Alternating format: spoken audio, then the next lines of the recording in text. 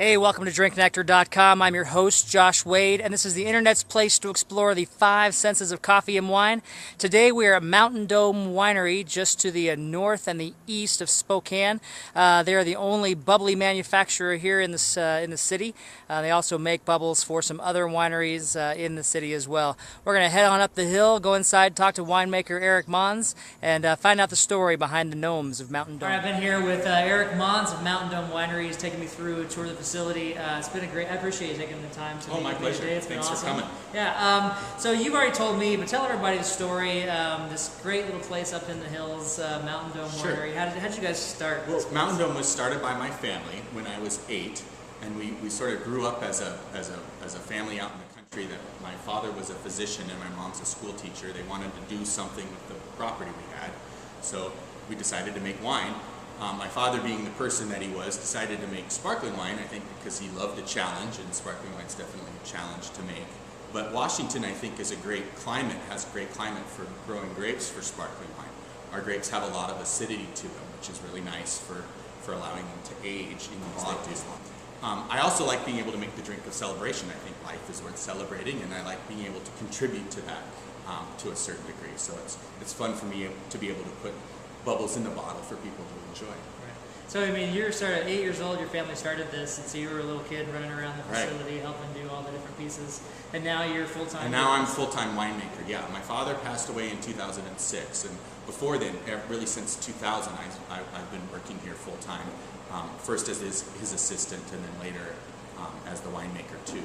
So it's something that I've grown up with. It's something that I've always kind of wanted to do, and then sort of been able to make that my dream too. You guys are at 3,000 cases, and a lot of people are really familiar with this wine with the gnomes on the label. My non-vintage. Yeah. Non-vintage. I think it's a great label. What's the story behind the gnomes? It's my everyday sparkling wine, again, because I think every day is worth celebrating. So my gnome label, as a lot of people call it, is sort of a family portrait. It's my parents in the front with myself on the left, and then I have a brother and a sister and my Uncle John. So those gnomes of Mountain Dome that make the wine.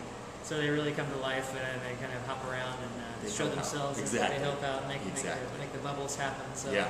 Now the process of making sparkling wine is a very unique process that a lot of people, it's quite a challenge. You already mentioned it alluded is. to the challenge. And, so the traditional way of making a sparkling wine, or what they invented in Champagne, is a process of fermenting the wine in the bottle. So when I bottle the wine, I add yeast and sugar so that the wine will ferment in the bottle, and that's the yeast that ferments that produces the natural carbonation that you get.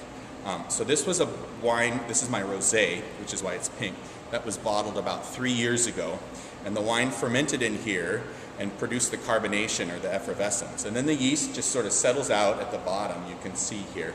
And so I think our wines really get better with that extended age with the yeast in the bottle. But once we're ready to get the wine ready for market, we have to get all of that yeast out. So what the French invented are these racks called pupitres, which kind of look like this little rack right here. But what I do is I put the wine on the rack, and it puts it at an angle, and then 2 or 3 times a day I turn the bottle. So what happens is the yeast sort of sweeps the side of the glass, and after about 2 weeks, all of that yeast is down here at the bottom. And you can see I just have a beer cap on it, because once all of the yeast is at the bottom, what I'll do is freeze the bottom portion of this glass so that all of the yeast is contained sort of in this ice here. And then I'll pop the cap off, and the pressure in the bottle will shoot that solid plug of all of that yeast out, leaving the wine.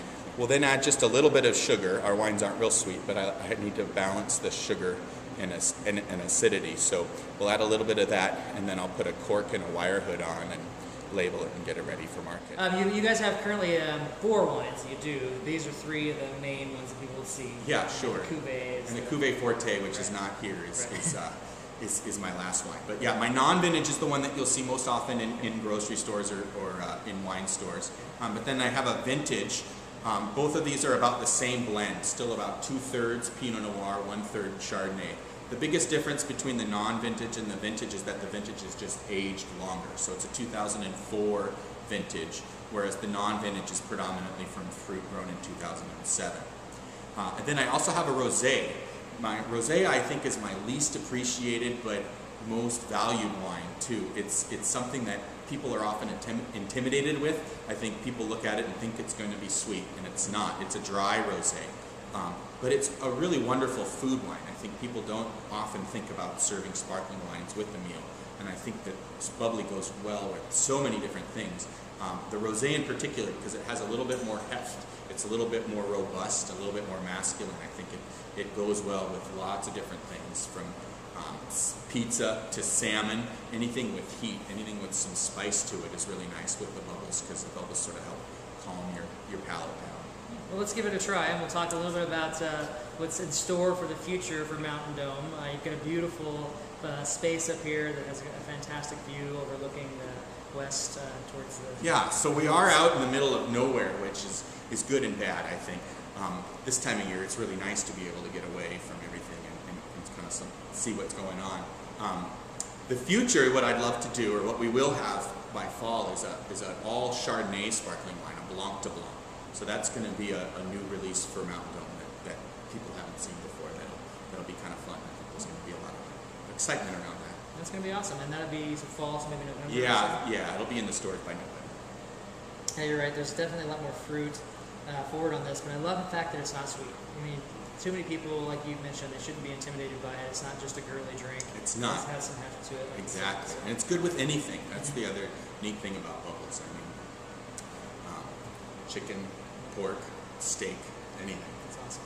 Well, I appreciate the time, and I would hope more and more people will be able to make the trek up here, see the facility, maybe even see some of the process in action.